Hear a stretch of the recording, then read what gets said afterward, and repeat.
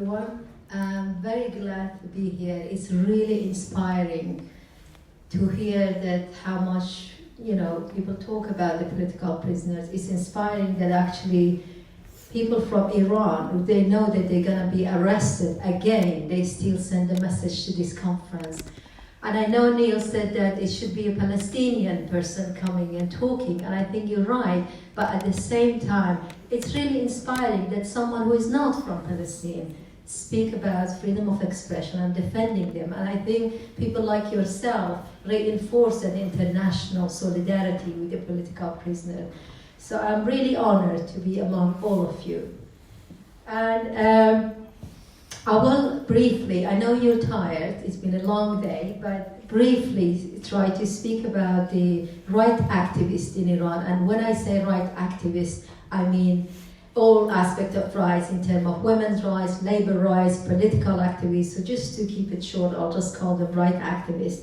Just the situation they are under, and also the situation of some prisons, and forms of torturing people that is not defined necessarily, and some of the examples of these prisoners, which you see all of them, some of them on this slideshow. It was 40 years ago when people in Iran stood against torture and imprisonment and suppression of Shah. Shortly after that, the Islamic regime came and hijacked our revolution. And since then, there has been arrest, imprisonment, suppression every single day. And I remember at the time when the revolution started, shortly after that, the Evin prison, which I'm sure you're familiar with, and the nickname is Torture Factory actually. So Evin prison was open to the public, and at the time, in 1970, I was around 10 or 11 years old. I went with my family and we queued up to see Evin. People wanted to see where they tortured their loved one. We actually never got a chance to get in because the queue was so long. But I was just reflecting back, when I was 11 years old, waiting to go to see Evin prison, I would never imagine one day I'll end up being a prisoner there. I would never imagine that I have to stand up for my very basic right as a human being, and especially as a woman under the Islamic regime.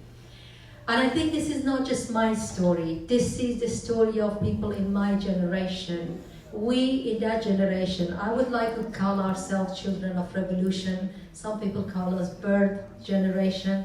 And I would like to say we learned from when we were a kid.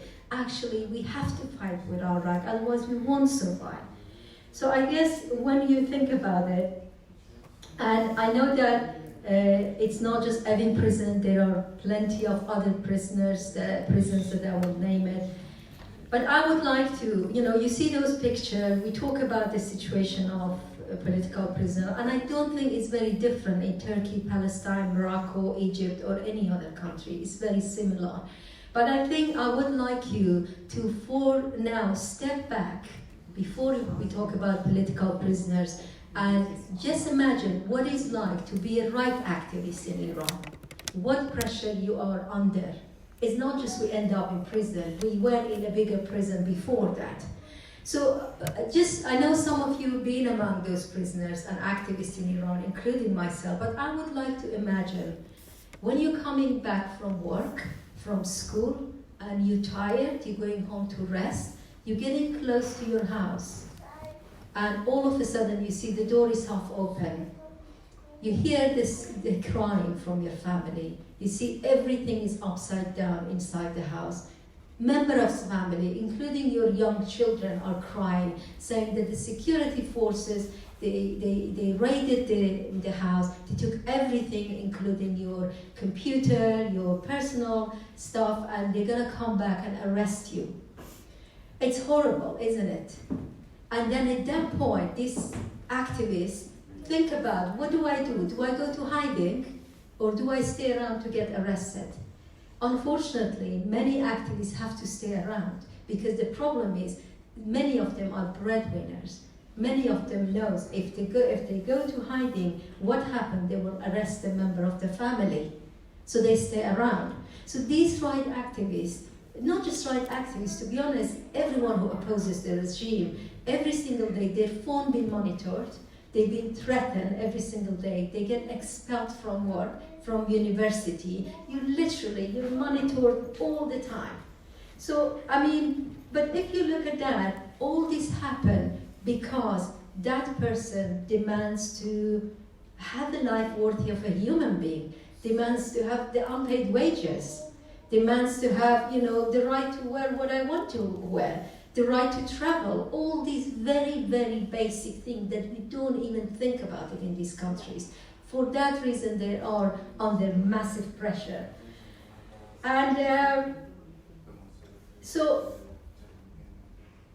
basically, when they arrest them, they send them to prisons, and most of the time in the beginning, family do not know what happened to them. They are under intense interrogation, long hours of interrogation, solitary confinement, physically and psychologically being tortured, including rape, including being deprived of medical attention. But I think the best way to see what's happening with these prisoners is the testimonies from prison. And I'm really sorry if it comes a bit disturbing to you, but I think we have to talk about it. Gladly I speak English, and hopefully that young guy don't understand what I'm saying. So one of the prisoners that in 2009, if you remember the uprising, do you remember there was lots of demonstrations? At the time, they opened a prison, which was a kind of an infamous prison, Kahrizat, which is known as death camp, and they put lots of people there. One of the witnesses saying, raping and sexually assaulting prisoners, taking their clothes off, pouring water on them, and lashing them while their body is wet, so the prisoners feel more pain. On the hot days of summer, guards would force prisoners to crawl on the ground on hot asphalt, and then they walked on prisoners' hands and feet while they were crawling, and they broke the bones in their hands and feet. And another eyewitness in 2009 saying, I saw a person who had all but his two upper teeth knocked out, his nail had been pulled out, his head had been bashed, and I knew that his kidney had stopped functioning. But what most disturbed me were the sign of rape on the body, stitches around very sensitive parts of his body. He had been brutally raped, and this was very, very common in 2009. Another prisoner, Zainab Jalalian, which I'm sure you see the picture there, she is 37 years old, political activist, who is in prison and now losing her eyesight, doesn't get any treatment. In a letter she said about the torture, she said, they tore my clothes, blindfolded me, chained my arms and legs to the bed, and terribly tortured me. My feet were terribly swollen as a result of being flogged with cables. They tortured me so much that I felt numb. I lost control of my bodily function, and I wetted my pants. And one form of torture that they do, beside the very known one, is, I'm sure in other prisoners as well, is depriving prisoners from medical attention. One, and second, they put political prisoners in prisons that they are contagious diseases, and they just leave them there. The reason is because regime wanted to get rid of them, but they don't execute them, because if they execute them, they're going to face international campaigns. So it's better to just get rid of them in this way, and they just say that this is because of the natural causes. And there are many of them. Because of the time, I won't mention it, but I will just mention one very heartbreaking story, that when one of political prisoners got released, we interviewed him, and he talked about another prisoners, but even among Iranian people, I don't know, his name a lot. These prisoners saying what he saw. He said, I knew of a prisoner at the section I was in whose name was Dariush Arjomand. He was kept in solitary confinement for 2.5 years. He had AIDS, and the prison clinic stopped providing him with antibiotic pills, so he would die soon. They did not even give him the minimum medicine necessary for AIDS patients. Prison guards were afraid to open his cell to send him to the bathroom or shower. The light in his cell was out for a while, but no one went in to change the bulb. So this is one example of it, among thousands of them. Another example, what they do, they transfer the political prisoners to the prisons that they keep prisoners who were arrested for the offenses such as murder and drug, etc.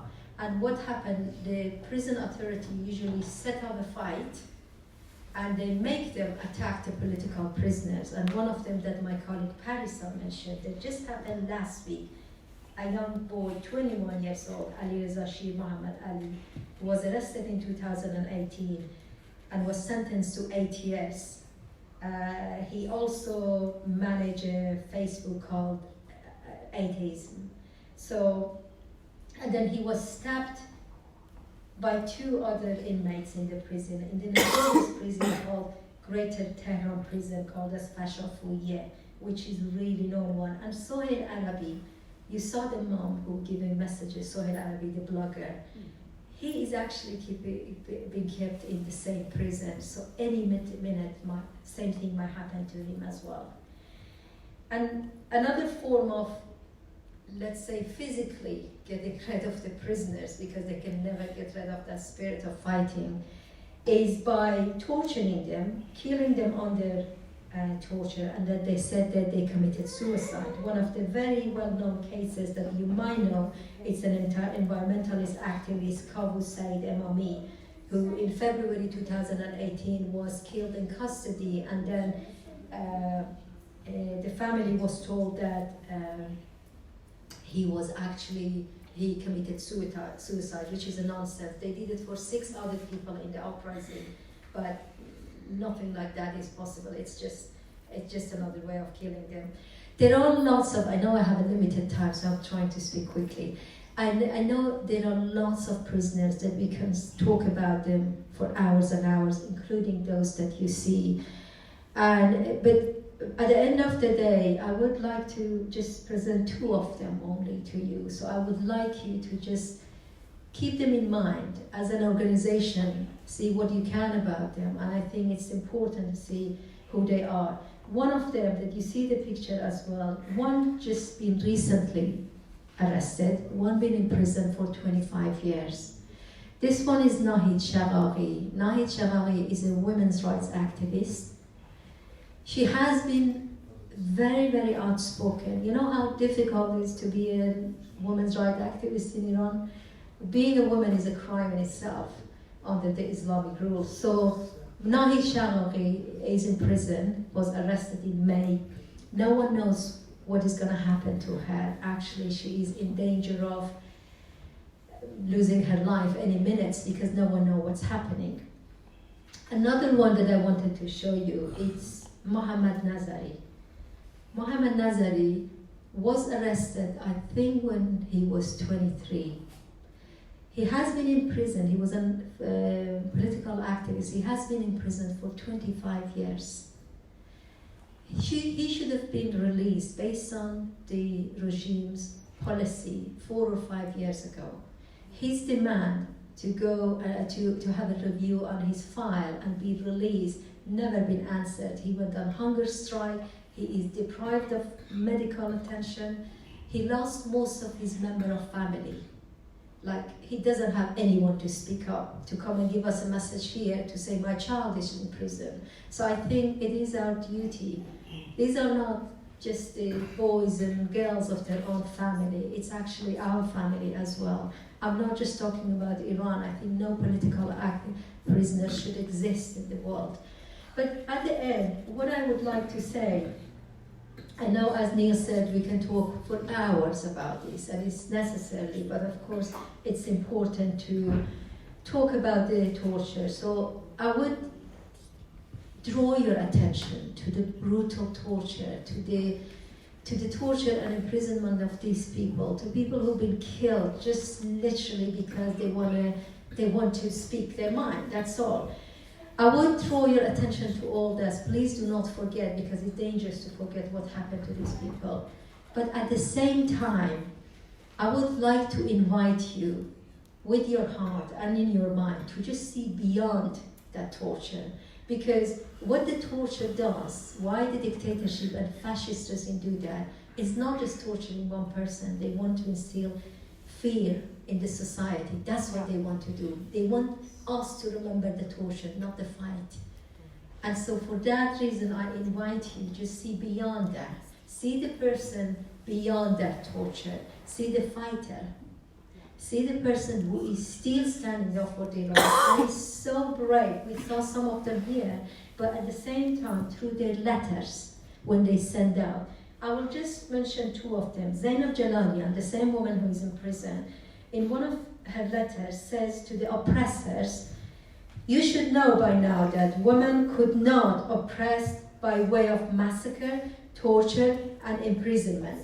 A woman is born free. No oppression can force her to give up her right." Sohail Arabi, another one that you're familiar with, in his letter said, "He is the voice of a generation that is not scared of prison and fight for freedom." And this is what I want you to leave you with, not the torture. This.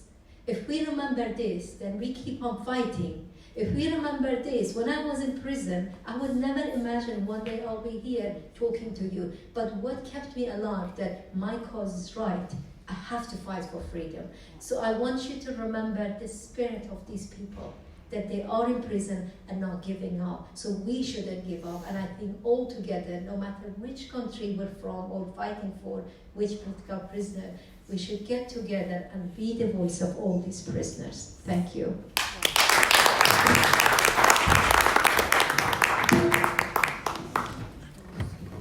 Thank you. Now we go for a break for half an hour, then we come back and we're gonna continue the rest of the conference. Thank you, everybody.